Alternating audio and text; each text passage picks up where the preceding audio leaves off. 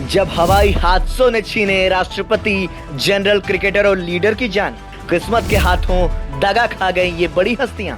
राष्ट्रपति इब्राहिम रईसी से लेकर हैंसी क्रोनिये तक। ईरान के राष्ट्रपति इब्राहिम रईसी की मौत से दुनिया स्तब्ध है। 63 साल के रईसी ईरान की सत्ता में वरिष्ठता के क्रम में दूसरे नंबर पर थे।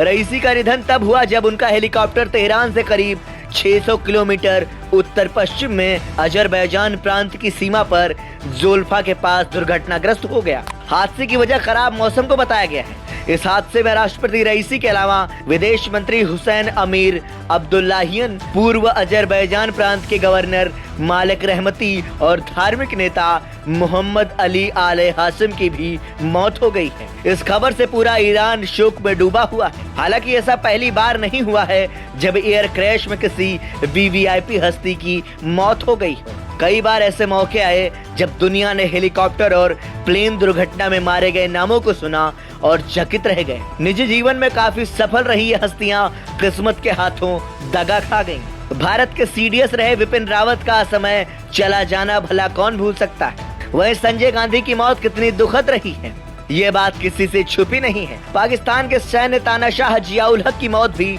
लोगों को हैरान कर गई थी। वहीं दक्षिण अफ्रीका के कप्तान हैंसी क्रोनिये की मौत से क्रिकेट जगत को गहरा सदमा लगा था। तो आइए एक नजर डालते हैं उन हस्तियों पर जिन्होंने हेलीकॉप्टर और प्लेन दुर्घटना में अपनी जान गंवाई। सीडीएस विपिन रावत की आखिरी सवारी।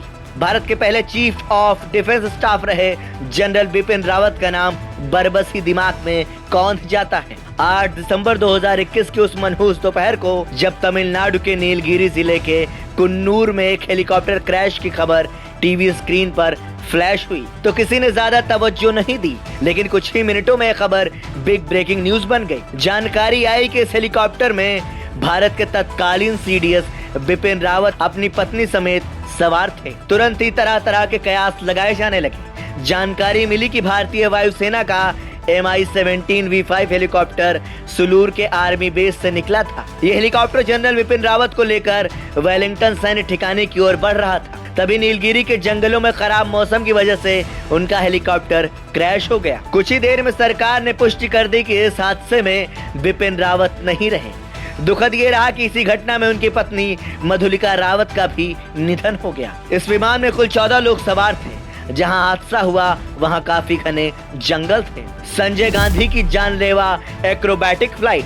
भारत में हुए हवाई हादसों में वो दुर्घटना भी गांधी परिवार को जीवन भर जख्म दे गई।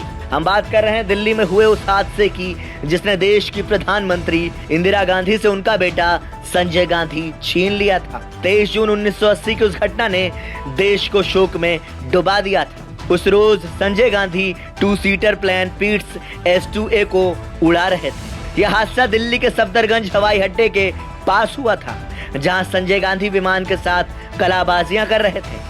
इसी दौरान विमान से उनका कंट्रोल खत्म हो गया और पलक झपकते ही ये प्लेन जमीन पर आग की लपटों के साथ गिर गया। संजय गांधी उस समय महज 33 साल के थे। हादसे में जान गंवा बैठे जियाउल हक। हवाई दुर्घटनाओं की सूची में पाकिस्तान के सैन्य तानाशाह जनरल जियाउल हक का भी नाम शामिल है। तख्ता पलटकर जुल्फिकार अली भुट्टो से पाकिस्तान की राजनीतिक ताकत छीनने वाले जनरल जियाउल हक जीवन भर विवादित रहे। रहस्य और विवाद ने मौत के बाद भी उनका पीछा नहीं छोड़ा। 17 अगस्त 1988 को जियाउल हक बहावलपुर में अमेरिकी टैंक का डेमो देखने पहुंचे थे।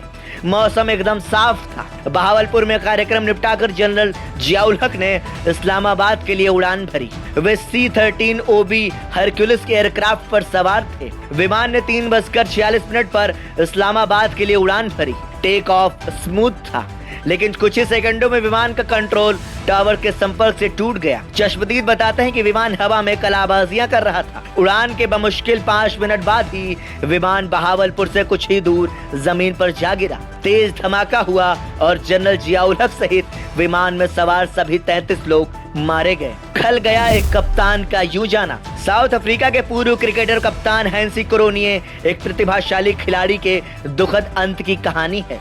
क्रोनिये दक्षिण अफ्रीका के सफलतम कप्तानों में से एक माने जाते हैं, लेकिन एक बार जो उनका नाम मैच फिक्सिंग में आया तो मानो की किस्मत ही उनसे रूठ गई। साल 2000 में अपनी दुर्भाग्यपूर्ण मौत से 2 साल पहले हैंसी क्रोनिये ने मैच फिक्सिंग की बात कबूल की थी। इसके बाद उन पर लाइफ टाइम बैन लगा दिया गया था।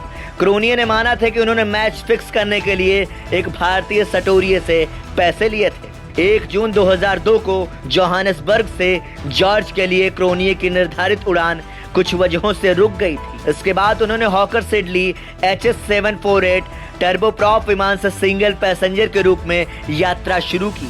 जॉर्ज हवाई अड्डे के पास बादलों के बीच पायलट का विमान पर से कंट्रोल खत्म हो गया। पायलट ने इमरजेंसी लैंडिंग करनी चाहिए, लेकिन सफलता नहीं मिली। इसी दौरान चक्कर लगाते समय विमान हवाई अड्डे के उत्तर पूर्व में कैड्रॉफ पीक के पास दुर्घटनाग्रस्त हो गया। इस हादसे में 32 साल के क्रोनिये और 2 पायलट की मौत हो गई थी। Bureau report, संदेशवाहक।